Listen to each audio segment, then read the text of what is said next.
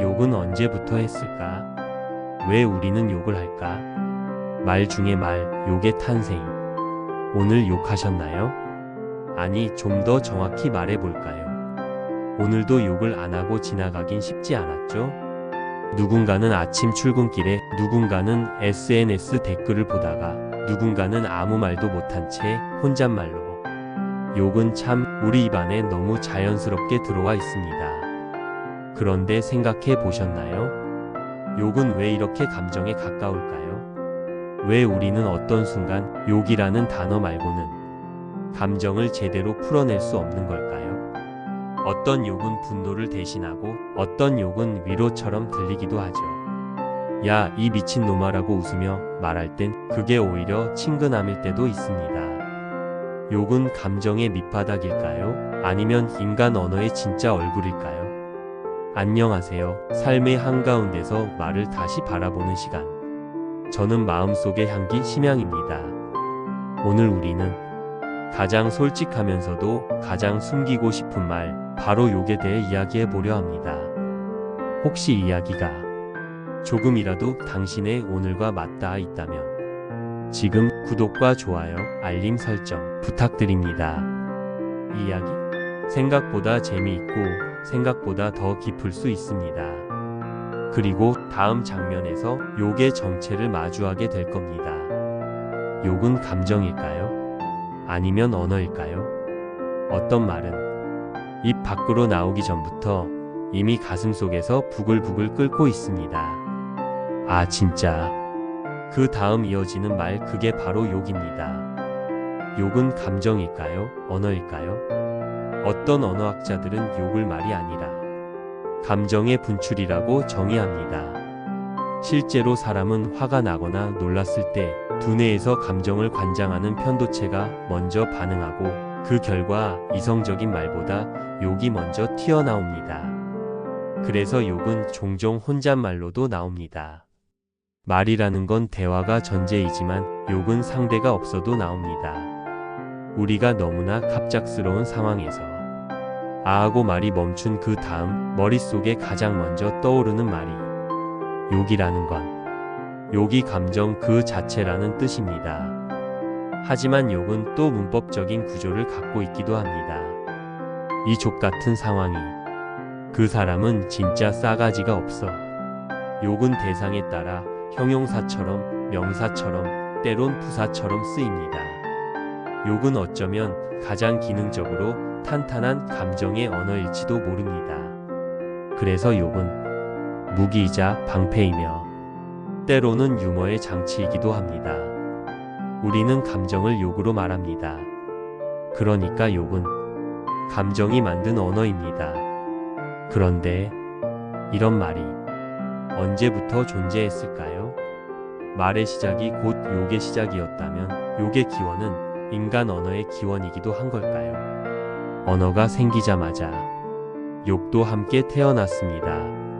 말은 인간의 필요에서 나왔지만 욕은 인간의 감정에서 시작됐습니다. 어떤 학자들은 최초의 인간 언어는 지시어보다 감정 표현이었을 거라 말합니다. 배고픔, 공포, 분노. 이 감정들은 말을 배우기 전에도 존재했고 인간은 그것을 외침, 소리, 억양으로 쏟아냈습니다.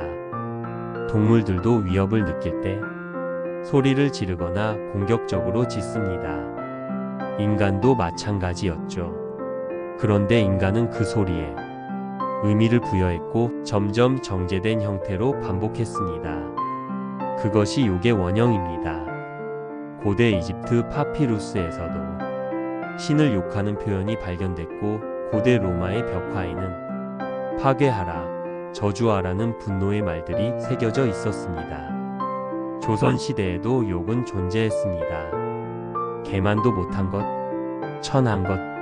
기록 속에는 계급과 질서에 반하는 말들이 금기로 존재했고 그것을 어긴 자는 처벌받았습니다. 욕은 단순한 비속어가 아니라 체제의 균열을 내는 말이었습니다. 그렇다면 왜 욕은 이렇게 오래 살아남았을까요? 단순한 소음이었다면 인류는 진작 욕을 버렸을 겁니다. 욕은 하면 안 되는 말이면서도 사람들에게 너무나 본능적으로 필요한 말이었습니다. 그래서 인간이 언어를 만들자마자 동시에 하지 말아야 할 언어도 만들게 됩니다.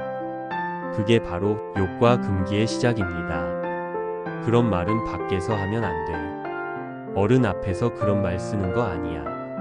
우리는 어릴 때부터 어떤 말은 해도 되지만 어떤 말은 절대 해서는 안 된다고 배웁니다.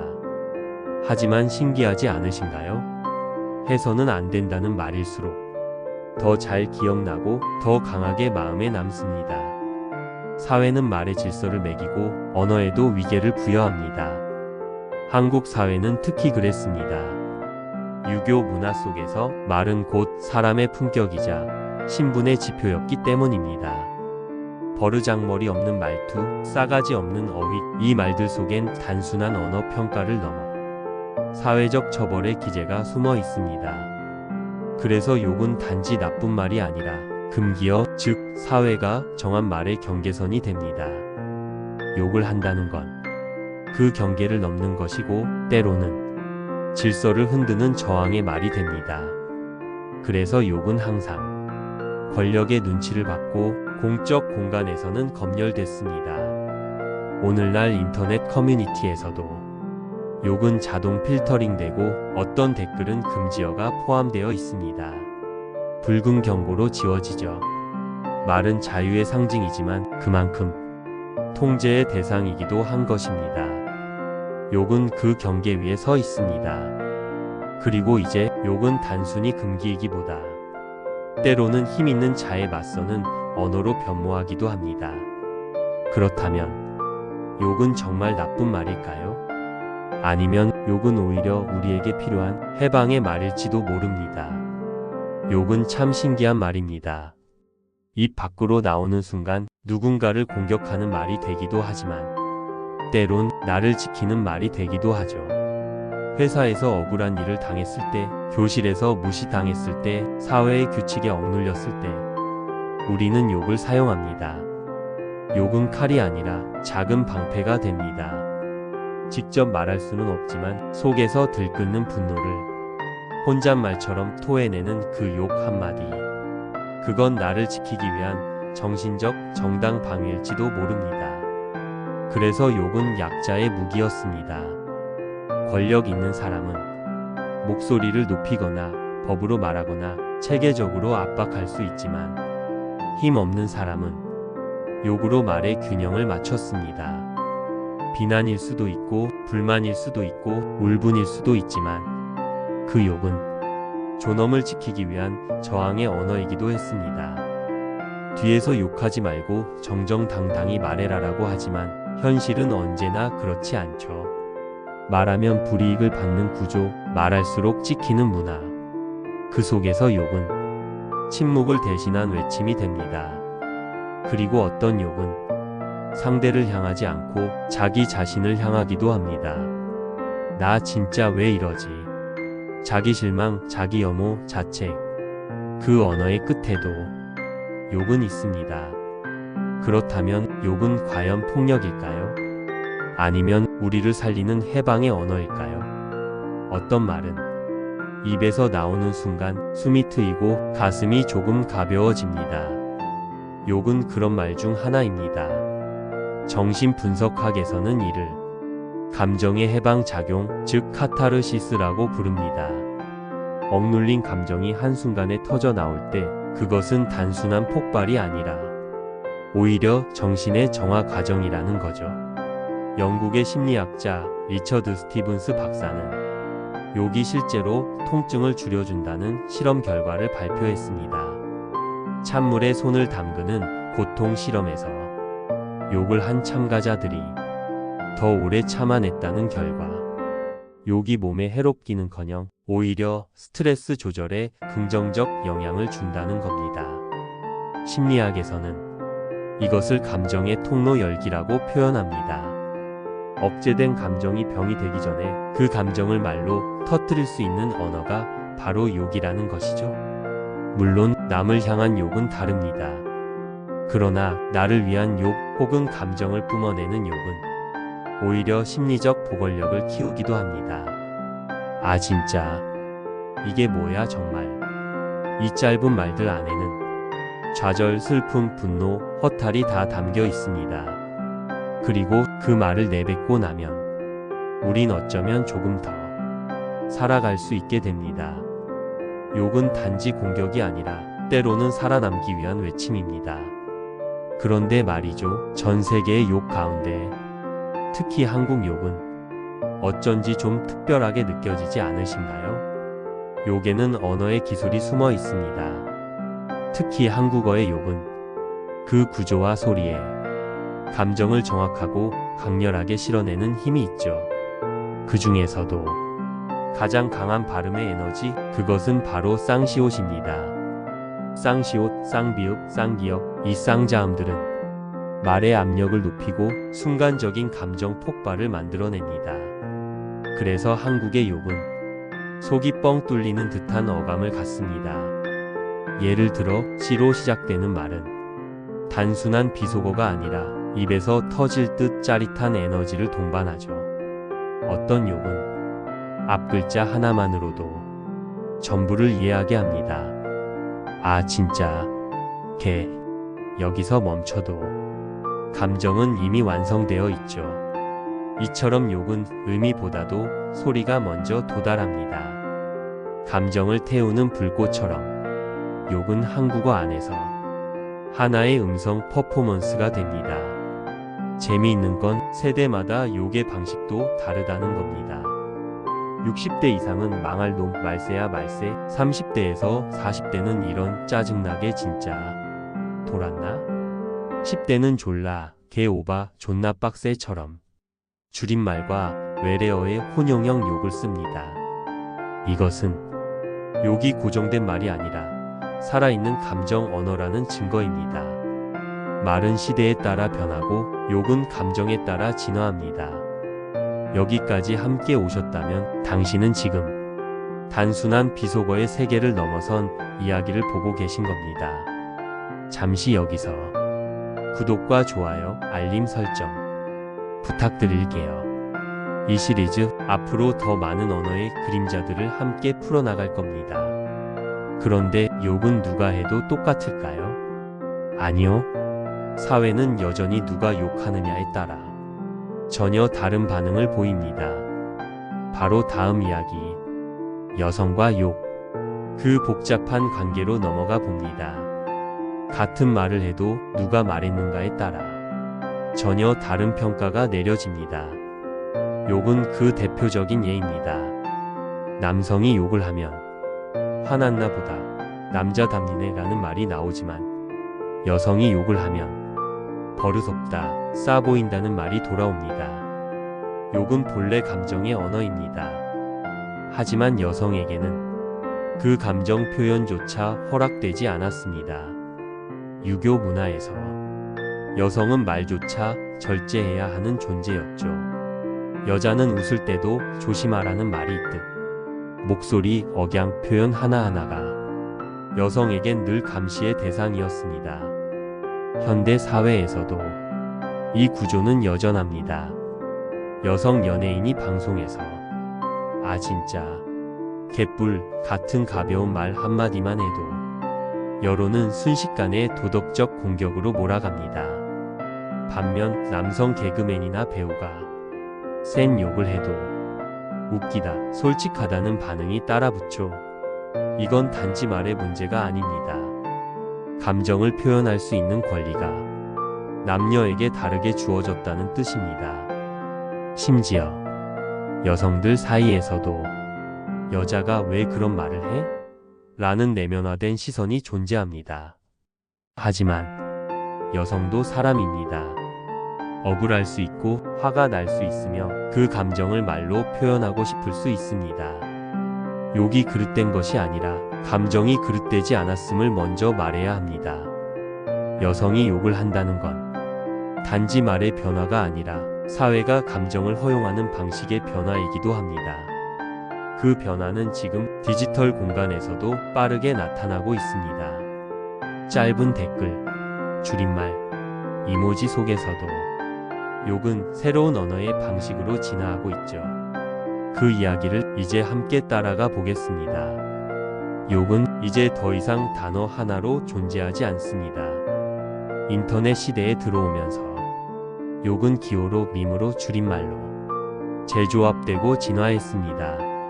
시옷 비읍, 지은 니은, 비읍 시옷, 비읍 비읍 이 글자들은 모두 한 번쯤은 본 적 있는 욕의 그림자들입니다. 처음엔 단순히 검열을 피하려는 장치였지만 지금은 욕을 말하지 않고도 욕을 전달하는 방식이 되었죠. 사람들은 이모지로 화를 내고 짤로 조롱하며 때로는 유머처럼 분노를 던집니다.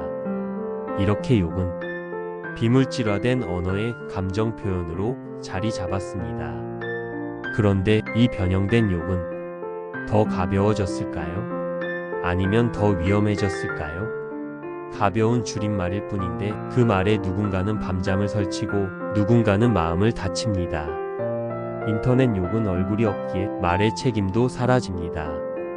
그래서 때로는 아무렇지도 않게 죽어라, 꺼져, 그딴 게 뭔데 같은 말이 무수히 쏟아집니다. 실제로 욕설이 포함된 댓글을 지속적으로 받은 사람들 중 우울증 증세나 자살 충동을 호소한 사례도 많습니다. 기술이 감정을 숨길 수 있게 만든 시대, 욕은 이제 텍스트의 칼날이 되었습니다. 하지만 동시에 누군가는 그것을 웃음의 코드로도 사용하죠. 개그 프로그램에서의 리듬감 있는 욕, 웹툰 속 친근한 말싸움. 어느새 우리는 욕을 폭력과 유머 사이의 어딘가로 받아들이고 있습니다. 그 경계 과연 어디까지 허용되어야 할까요? 이제 욕은 폭력인가 유머인가? 그 복잡한 질문으로 다음 걸음을 내딛습니다. 같은 말인데 누군가는 웃고 누군가는 상처를 받습니다. 욕은 참 묘한 언어입니다. 폭력과 유머 사이 경계 위를 걷고 있죠. 친구들끼리 야 이놈아라고 웃으며 말할 때 그것은 친근함의 표현이 되지만 같은 말이 누군가의 뒤통수에서 나왔다면 그것은 모욕이 됩니다. 욕은 언제나 맥락의 언어입니다. 누가 어디서 어떻게 무슨 관계로 말했는가에 따라 같은 말도 전혀 다르게 받아들여지죠. 특히 한국 사회는 욕을 유머화하는데 매우 익숙합니다. 웹툰, 예능, 밈 속에서 욕은 리듬을 타며 웃음을 만들어냅니다. 아 키읔키읔 개터짐, 미친 키읔키읔키읔. 이 표현들은 욕을 웃음의 장치로 만든 대표적 사례입니다. 하지만 동시에 유머로 포장된 폭력도 많습니다. 장난처럼 말한 욕이 실제로는 계속 반복되는 모욕이 될 수 있고 웃음으로 넘긴 순간들이 어떤 이들에겐 깊은 상처로 남습니다. 언어는 칼이 될 수 있습니다. 그리고 그 칼은 웃는 얼굴 뒤에서 휘둘러질 수도 있죠. 그래서 욕을 유머로 받아들이기 위해선 기본적인 신뢰와 안전한 관계가 전제되어야 합니다. 결국 욕은 단어가 아니라 관계가 결정하는 언어입니다. 친한 친구의 농담은 웃음이 되지만 낯선 이의 한마디는 폭력입니다. 그래서 욕은 절대적 언어가 아니라 상대적 언어입니다.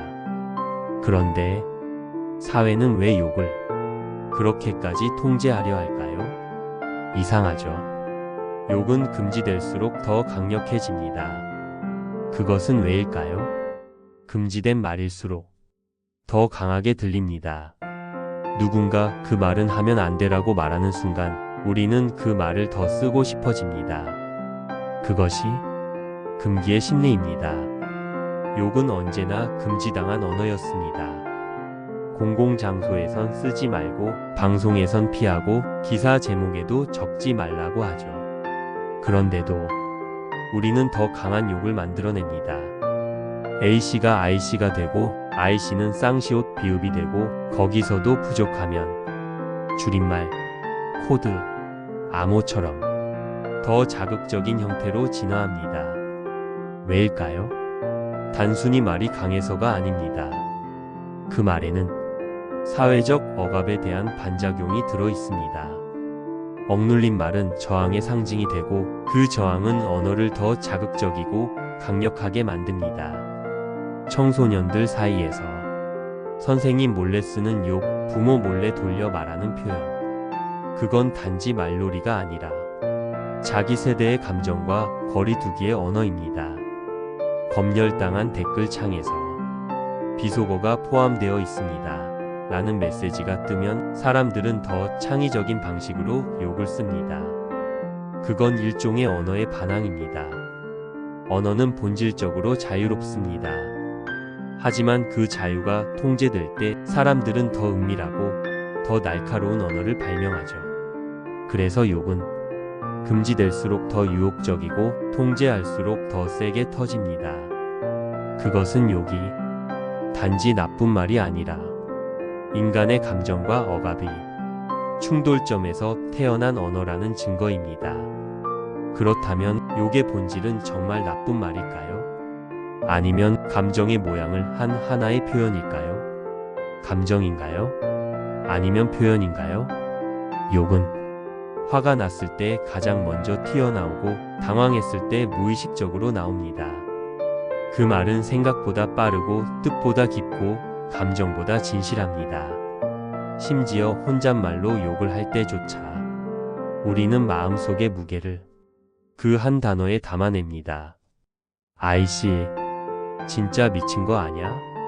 그것은 누굴 겨냥한 말이기도 하지만 때로는 상황을 견디기 위한 몸짓이기도 합니다. 그래서 욕은 단순히 표현이 아니라 감정이 만든 언어의 얼굴입니다. 욕은 상황을 대신 말해줍니다. 말로 다 설명하기 어려운 억울함, 당혹감, 허무함, 분노, 피로. 그 수많은 감정의 파편들이 욕이라는 응축된 단어로 터져 나옵니다. 사람들은 말을 곱게 하라고 하지만 가끔은 말이 곱지 않아야 마음이 덜 상처받을 수 있습니다. 욕은 때론 정제된 말보다 더 진실하고 때론 논리보다 더 정확한 감정의 음성입니다. 그리고 그 욕 속에는 그 사람의 삶의 온도, 상처의 크기, 인간됨의 흔적이 담겨 있죠. 누군가의 욕을 들을 때 우리는 그 사람의 감정을 듣는 것일지도 모릅니다. 그렇게 보면 욕은 그 사람을 설명해주는 인간적 언어일지도 모릅니다. 이제 그 질문으로 넘어갑니다. 욕은 왜 인간을 가장 잘 설명하는 언어가 되었을까요? 욕은 때때로 가장 인간적인 말이 됩니다. 잘 정리된 말, 조리 있는 문장, 멋진 어휘보다 욕 한마디가 그 사람의 진심을 먼저 드러냅니다. 위기의 순간, 뜻밖의 충격, 혹은 설명할 수 없는 황당함. 욕은 이성과 본능 사이에서 터지는 언어의 외침입니다. 왜 욕이 인간을 잘 설명하냐고요? 그건 욕이 우리의 불완전함을 인정하게 만드는 말이기 때문입니다. 욕은 이기적이고 감정적이고 날 것입니다. 하지만 그건 곧 우리가 기계가 아니라는 증거이기도 합니다. 아무리 논리적이고 성숙한 사람이라 해도 벼랑 끝에 몰리면 욕을 합니다. 그것은 인간이 가진 정제되지 않은 진짜 감정이 튀어나오는 순간입니다. 감정은 때때로 불편하고 언어는 때때로 상처를 주지만 그 안에서 우리는 서로의 진짜 얼굴을 보게 됩니다. 어떤 사람은 화가 나서 욕을 하고 어떤 사람은 울음을 꾹 참으며 욕을 하며 어떤 사람은 웃으며 욕을 합니다. 욕은 그만큼 복잡한 감정의 혼합물입니다. 분노, 실망, 두려움, 절망, 질투, 애증까지 그 모든 감정이 욕 안에 겹겹이 들어 있습니다. 그래서 욕은 단순한 말이 아닙니다. 그 사람의 감정의 설계도, 그 사회의 억압의 기록, 그 시대의 정서가 담긴 보고서입니다. 우리가 욕을 탐구한다는 것은 결국 인간을 이해하는 일입니다. 그렇게 보면 욕은 인간의 언어가 아니라 인간 그 자체일지도 모릅니다.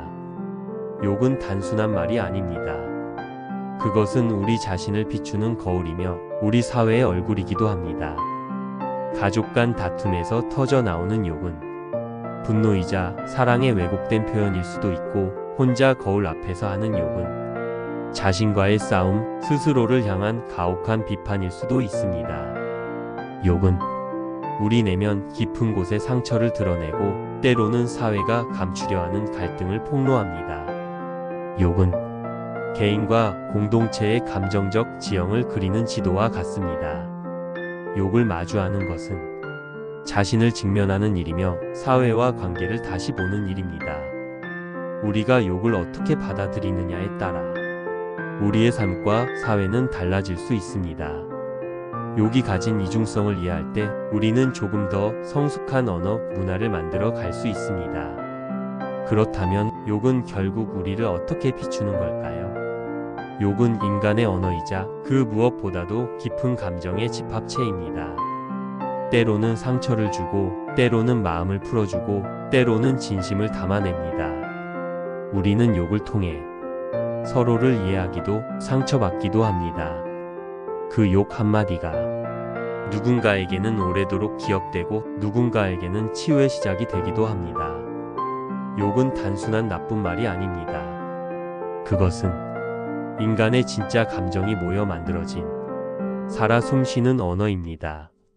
오늘 이 이야기가 여러분의 마음에 작은 흔적이 되었다면 부디 구독과 좋아요, 알림 설정을 남겨주세요. 저는 마음속의 향기 심양이었습니다.